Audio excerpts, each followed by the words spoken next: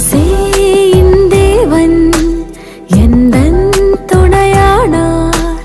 பார்வோனின் சேனைகள் எனத்தான் செய்யும். முடிவு பரியந்தம் நடத்தும்